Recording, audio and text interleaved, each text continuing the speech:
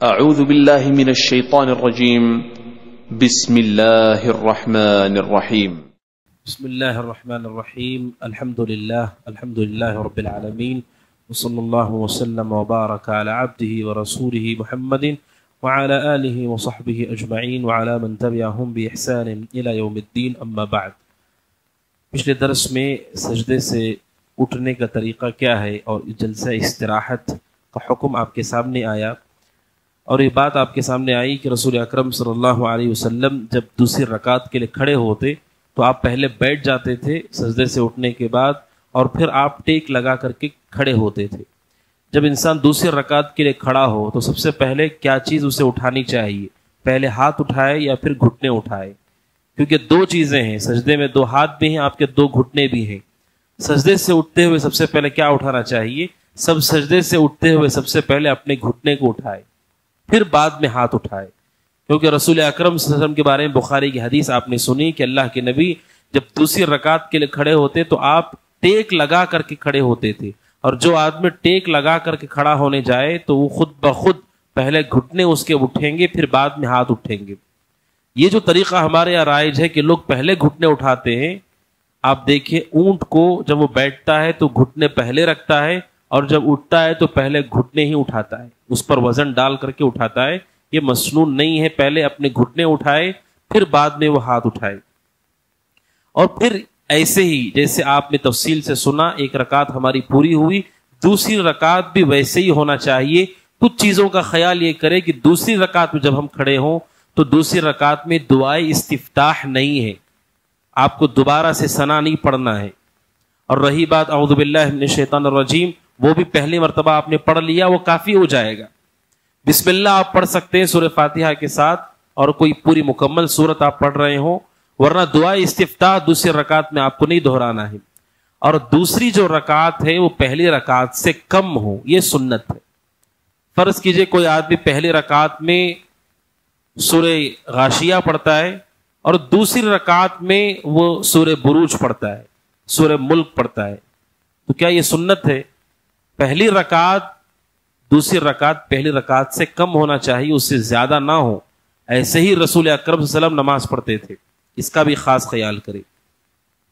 اور پھر اس کے بعد مسئلہ یہ ہے کہ جب انسان دوسری رکعت بھی پورا کر لے تو اسے تشہد میں بیٹھنا ہوتا ہے۔ اگر تشہد کی بات آئے تو تشہد دو طرح کے ہیں، ایک وہ نماز جس میں صرف ایک تشہد ہے، اور وہ نماز ہے جن میں دو تشہد ہے۔ پہلے تشہد کو تشہد اولا، تشہد اول یا تشہد الاوسط کہا جاتا ہے، دو تشہد ہو یا ایک تشہد ہو۔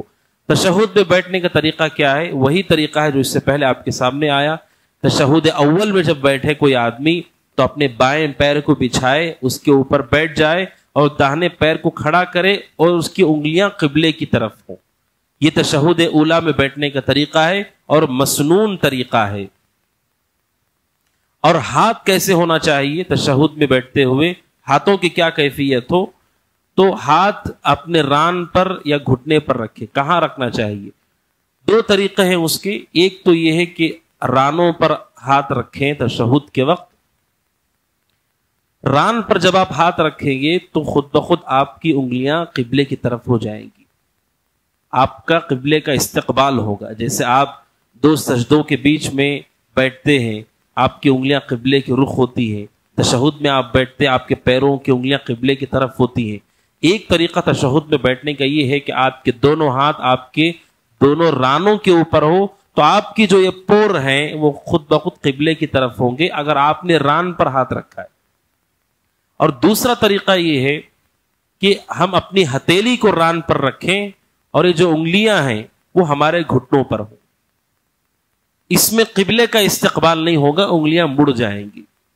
دونوں طریقے درست ہیں، یا تو آپ رانوں پر ہاتھ رکھیں، آپ کی انگلیوں کا استقبال ہوگا قبلے کی طرف، یا پھر آپ اپنے ران پر ہتھیلی رکھیں، یعنی گھٹنے سے قریب قریب آپ کی ہتھیلی ہو، اور آپ انگلیاں نیچے کر کے بند کر دیں اس کو، تو انگلیاں بند ہو جائیں گی گھٹنے پر۔ تو گویا کہ دونوں پر آپ کا ہاتھ ہے، ران پر بھی آپ کا ہاتھ ہے اور گھٹنے پر بھی ہے۔ گھٹنے پر انگلیاں ہیں اور ران پر آپ کی ہتھیلی ہے۔ یہ دونوں طریقے صحیح ہیں۔ صحیح مسلم کی روایت ہے، عبداللہ بن زبیر رضی اللہ تعالیٰ کہتے ہیں، کان رسول اللہ صلی اللہ علیہ وسلم اذا قعد يدعو جب اللہ کے نبی بیٹھتے تھے تشہد میں دعا کرتے تھے وضع یدہ الیمنی علی فخذہ الیمنی، اللہ کے نبی اپنا سیدھا ہاتھ سیدھی ران پر رکھتے تھے، ویدہ الیسری علی فخذہ الیسری، اور اپنا بایاں ہاتھ بائیں ران پر رکھتے تھے، واشار باصبعہ السبابہ، اور پھر آپ اس انگلی سے اشارہ کرتے تھے۔ یہ صحیح مسلم کی حدیث ہے۔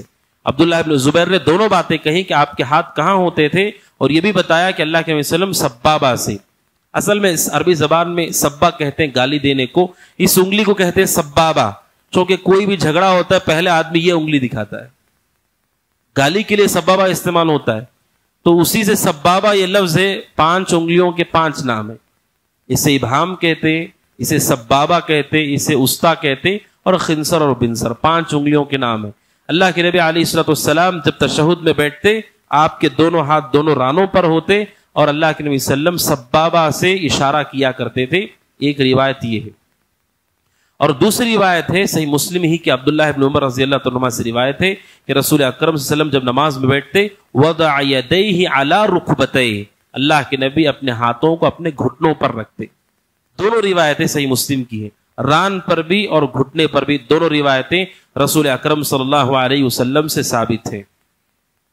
اور پھر آگے کا مسئلہ ہے وہ یہ ہے کہ آدمی جب تشہد کی حالت میں بیٹھے تو آپ نے سنا کہ اشارہ وہ اس سے کرے، اپنے سبابہ سے اشارہ کرے، کیا کیفیت ہونی چاہیے انگلیوں کی، اس کی کیا صفات ہیں؟ احادیث میں مختلف صفتیں ذکر کی گئی ہیں۔ رسول اکرم صلی اللہ علیہ وسلم اپنا ہاتھ کیسے رکھتے تھے، ان میں سے مشہور 3 صفات ہیں، مشہور 3 صفت ہے۔ یہ آپ کا ہاتھ ہے، آپ کے ران پر یا گھٹنے پر ہے، آپ کو اسے حرکت دینا ہے۔ کیسے آپ اسے حرکت دیں گے؟ پہلی اس کی شکل یہ ہے کہ آپ پوری طرح قبض کر لیں، آپ پورے ہاتھ کو بند کر لیں، سیدھے ہاتھ کو، اور آپ سبابہ کو آپ اٹھائیں اور اسے اشارہ کریں، اور اس کی تفصیل آگے حدیث میں آئے گی کیسے اشارہ ہونا چاہیے۔ لیکن آپ کے ہاتھ کی صفت پہلی یہ کہ آپ بند کر لیں اور آپ تشہد کی انگلی اٹھا کر کے اسے حرکت دیں، ایک شکل تو یہ ہے۔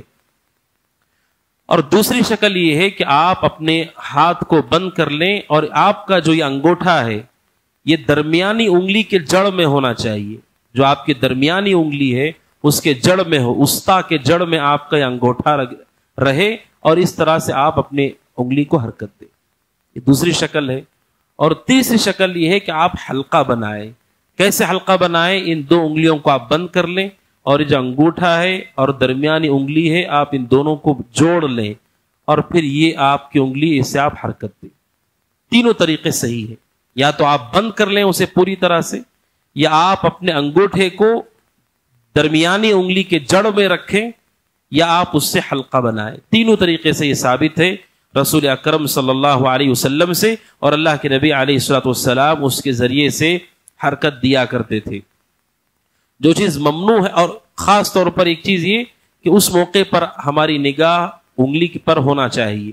نماز میں ہم اپنے سجدے کی جگہ پر دیکھتے ہو رہے ہوتے ہیں، اور یہی سنت بھی ہے، لیکن جب آپ تشہد میں ہوں اس وقت آپ اپنی انگلی کی طرف دیکھیں، جیسا کہ مسند احمد کی روایت ہے، حضرت عبداللہ ابن زبیر رضی اللہ عنہما کی روایت کہ رسول اکرم صلی اللہ علیہ وسلم جب تشہد میں بیٹھتے لم یجاوز بصرہ اشارتہ، کہ اللہ کے نبی کی نگاہ اس اشارے سے دور نہیں جاتی تھی، یعنی اشارے ہی پر آپ دیکھ رہے ہوتے تھے، آپ کی نگاہیں تجاوز نہیں کرتی تھی۔ لہٰذا نماز کی خاص حالت ہے تشہد کی، اس وقت آپ کو مقام سجدہ پر نہیں دیکھنا ہے، آپ کو اپنی انگلی کی طرف دیکھنا ہے، یہ خاص چیز ہے۔ اور اسی کے ساتھ ایک اور روایت بھی ہے جس سے پتہ چلتا ہے کہ انگلی کا اشارہ صرف ایک انگلی کا اشارہ ہے سیدھے ہاتھ کی، بس۔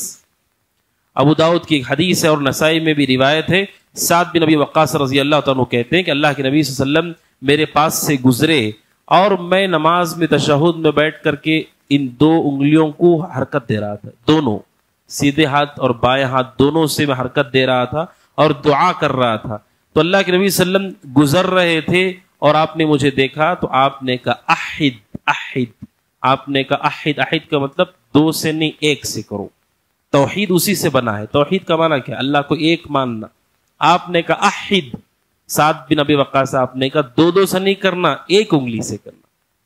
تو اس سے 2 مسئلے معلوم ہوتے، ایک تو یہ کہ 2 ہاتھوں سے تشہد آپ کو نہیں پڑھنا ہے، 2 انگلیاں آپ کو حرکت نہیں دینی ہے، اور دوسرا یہ چیز ثابت ہوتی ہے کہ صحابہ کرام تشہد میں اپنی انگلیوں کو حرکت دیتے تھے۔ آپ نے اس حرکت کو غلط نہیں کہا.